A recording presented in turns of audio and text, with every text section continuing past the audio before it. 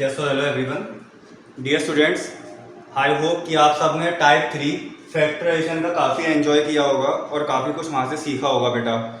ठीक, टाइप 2 के फैक्टराइजेशन के टाइप 2 में अब हम देखेंगे कि इसमें क्वेश्चन किस तरीके से बन के आएगा। जैसे हमारे पास एक ट्राइनोमियल गिवन होगा, ठीक, ये एक पॉलिनोमियल है 3 टर्म्स वाला, तो इसको मैं ट्राइनोमियल बोल सकता हूँ। हाँ ठीक है। इसमें क्या है यार, देखो इससे पहले वाले क्वेश्चन में क्या था, खाली x के कॉफिशिएंट के साथ एक अंडर रूट की वैल्यू थी, लेकिन टाइप 2 में एक एक्स स्क्वायर के कॉफिशिएंट के साथ अंडर रूट की वैल्यू होगी और एक कांस्टेंट टर्म मेरा अंडर रूट में होगा।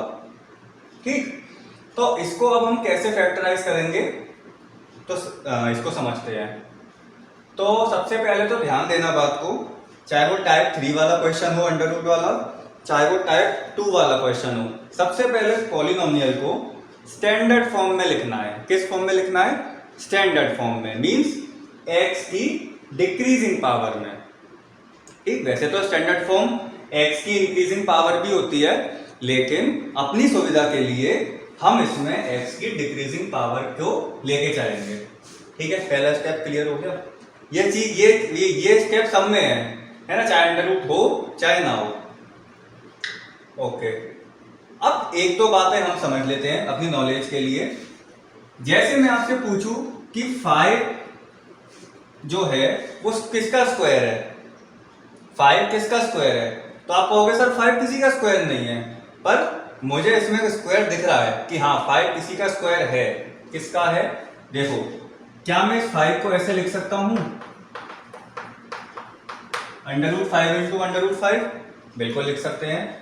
अब इस under root 5 into under root 5 को मैं लिख सकता हूं अंडर रूट 5 का होल स्क्वायर। क्या लिख सकता हूं मैं? अंडर रूट 5 का होल स्क्वायर। इसका मतलब ये हुआ कि ये जो 5 है ये अंडर रूट 5 का होल स्क्वायर है। सिमिलरली 7 किसका होल स्क्वायर होगा? तो आंसर है, बिल्कुल सही आप बिल्कुल सही सोच रहे हैं कि 7 जो है वो अंडर रूट 7 का होल स्क्वायर है। ठीक, अच्छा 16 किसका होल स्क्वायर है सर? 16 तो देखो सब जानते हैं 4 का होल स्क्वायर है ना, इसमें कोई दिक्कत नहीं है। लेकिन ऐसे नंबर का स्क्वायर पता करना बड़ा मुश्किल होता है कि ये किसका स्क्वायर होगा, तो ये ऑलवेज अंडर रूट 7 का होगा। अच्छा 5 किसका होगा? अंडर रूट 5 का होगा। ठीक है, तो इस तरीके से हम स्क्वायर को फाइंड कर सकते हैं। ये अपनी नॉलेज के लिए था, क्योंकि ये वाला कुछ कॉन्सेप्ट्स ऐसे टाइप के क्वेश्चन में काम आएंगे। चलो इसको स्टार्ट करते हैं। सबसे पहला स्टेप, अगर हमें इसके फैक्टर्स निकालने, देखो ये चीज क्लास 9th के लिए भी लागू होती है, सेम प्रोसेस, और same is for class 10th। ठीक है, तो सबसे पहले 9th लेवल पर समझ लेते हैं कि हम इसके फैक्टर्स कैसे निकालेंगे।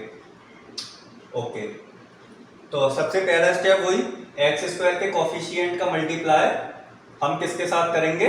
लास्ट टर्म के साथ, विद साइन को लेकर। तो चलो करो मल्टीप्लाई, सिखाओ मुझे कैसे होगा। चलो 5 under root 5 into 8 under root 5, तो आंसर आ जाएगा क्या? 5 इंटू 8। कैसे? अब सब जानते हैं कि किस तरीके से हम मल्टीप्लाई करेंगे। 5 इंटू 8 80, और 80 इंटू 5 5 इंटू 8 40, और 40 इंटू 5 200। 8 है 40 इंटू 5 200। ठीक है, इतनी बात सबको समझ में आ गई। तो इसका मतलब ये है कि इसका मल्टीप्लिकेशन आया 200 प्लस का। अब इस 200 के हम क्या करेंगे?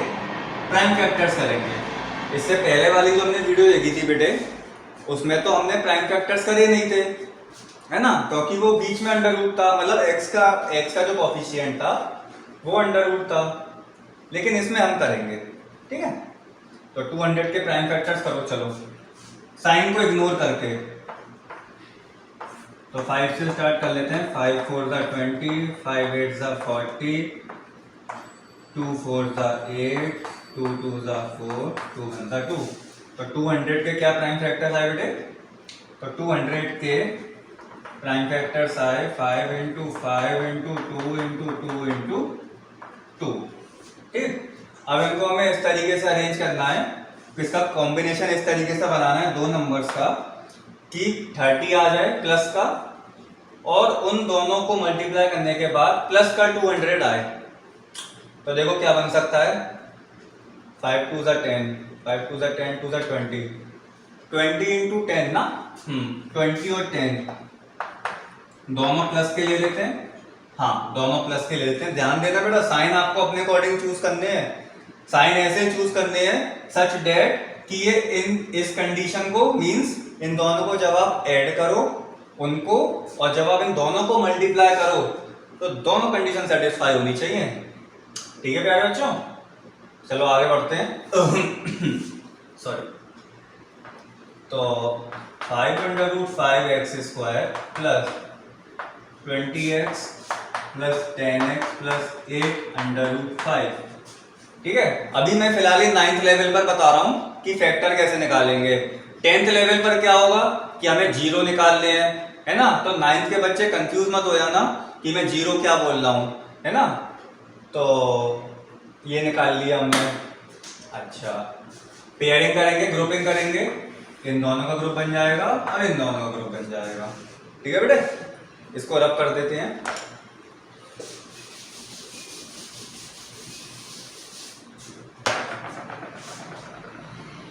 ओके, इसमें से क्या कॉमन दिख रहा है बेटे मुझे, इसमें से मुझे कॉमन दिख रहा है 5x, यहां से बचेगा √5x प्लस 4। ठीक, इसमें से क्या कॉमन दिख रहा है मुझे, इसमें से मुझे कॉमन दिख रहा है, आप सोचोगे कि इसमें से हम क्या कॉमन ले लेते हैं, 2 कॉमन ले लेते हैं। देखो अभी मैं वो चीज सोच रहा हूं जो आप लोग सोच रहे होंगे कि सर इसमें से हम 2 कॉमन ले लेते हैं प्लस का, तो यहां से बचेगा 5x, तो यहां बचेगा 4√5। क्या वैल्यू मैच करी? नहीं करी। अब इसके बाद आपको क्या सोचना है, इसका मतलब ये है कि यहां पे कोई ना कोई एक ऐसी वैल्यू होगी जो अंडर रूट में टूट रही होगी। किस में टूट रही होगी? अंडर रूट में, है ना। तो उसके लिए काम करता हूं मैं। देखो वैसे तो मुझे मालूम है कि इसमें क्या होना है, लेकिन आप लोगों को वो अप्रोच कब पता चलेगी, जब आप maximum number of questions attempt कर लोगे। ठीक है ना बेटे।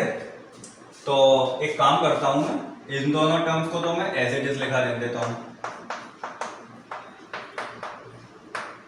इसको मैं ऐसे लिख सकता हूं, 10x को √2 इंटू √5x, √2 इंटू √5x, तो दोनों का मल्टीप्लाई करोगे तो 10x हो जाएगा। एक मिनट 10x आ रहा है ना ये।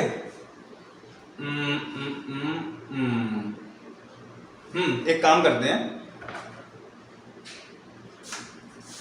इसको हम 20 को तोड़ देते हैं रूट में। कैसे? 2 to the 4, 2√5 में, है ना। इसको मैं 20x को ऐसा लिख सकता हूँ बेटे, 22 √5 इंटू 2 √5, 2 to the 4 5 20,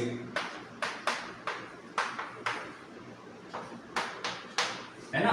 ऐसे लिख सकते हैं, हाँ बिल्कुल लिख सकते हैं। यहाँ पे x और आएगा। ठीक, अब इन दोनों में से क्या कॉमन आ रहा है, इसमें से कॉमन आ रहा है मेरा √5x। चेक करते हैं, यहां से बचेगा 5x, यहां से मैंने √5x कॉमन ले लिया, तो इतना हिस्सा गया, इतना बचा 2 to the 4, 4√5। ठीक बेटा, देखो इतना सोचना पड़ेगा बेटा, इसकी कोई टेक्निक कोई ट्रिक नहीं है, ये आपको प्रैक्टिस से ही आएगा। बस इससे पहले जो हमसे गलती हुई थी ना, वो मैंने गलती इसीलिए करी थी कि जब हम लोग मीन्स आप लोग जब वो क्वेश्चन करोगे तो आप ये तो कहोगे कि सर वहां से तो वो 2 कॉमन आ रहा था, हम 2 ले लेते प्लस का, लेकिन वो वैल्यू मैच ही नहीं कर रही थी। तो इसका मतलब ये है कि यहाँ पे कोई ना कोई एक वैल्यू अंडर रूटों में टूट रही होगी, अंडर रूट के फॉर्म्स में, है ना। तो मैंने इसको तोड़ के दिखा दिया आपको। ठीक है, तो फिर मैंने पेयरिंग करी थी ना वही चीज, ये दो पेयर बन गए, ये दो पेयर बन गए। अब यहां से मैं क्या कॉमन ले सकता हूं, 2 प्लस का यहां बचेगा 5x और यहां बचेगा 4√5। देखो कॉमन आ रहा है कुछ, वो सेम हो गई वैल्यू, हाँ सेम हो गई। क्लियर हुई बात? प्रैक्टिस से आएगा बेटा, प्रैक्टिस से, है ना।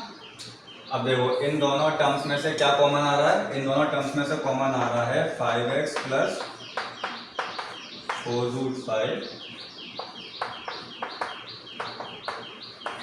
ठीक है, ये क्या आ गए, इस पॉलिनोमियल के फैक्टर्स।